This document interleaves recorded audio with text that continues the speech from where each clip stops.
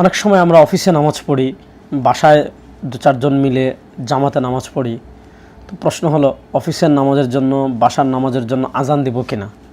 প্রথম মশালা হলো, বাসায় যদি আপনি জামাতে নামাজ পড়েন, অফিসে জামাতে নামাজ পড়েন, তাহলে সেই নামাজের জন্য আজান দেওয়া মুস্তাহাব। আপনি দিলে অবশ্যই সওয়াবের কাজ করেছেন। আর যদি আপনি না দেন, শরীয়ত আপনাকে অপশন রেখেছে, এক্ষেত্রে মহল্লার যে আজান হয়েছে সেই আজানই আপনার জামাতের আজান হিসাবে দ্রষ্টব্য হবে। তবে আপনি যদি দিতে চান, সেটা মুস্তাহাব হবে, দিতে পারবেন, কোনো সমস্যা নাই।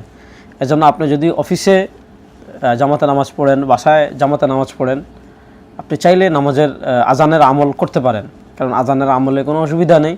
যখন অফিসে আজান হবে, অফিসের সব লোকজন নামাজের জন্য কি হবে, নামাজের জন্য আস্তে আস্তে মনস্তাত্ত্বিকভাবে প্রস্তুতি নেবে, কারণ আজান তার অফিসে হয়েছে। কিন্তু আপনি অপশন আছে, না দিলে মহল্লার আজানে যথেষ্ট। কিন্তু আপনি যদি অফিসে বা বাসায় আজান দেন, তাহলে লোক যদি বেশি থাকে, মনস্তাত্ত্বিকভাবে তারা নামাজের জন্য প্রস্তুত হবে। এজন্য এটা মুস্তাহাব, আপনি চাইলে দিতে পারেন, কোনো সমস্যা নাই।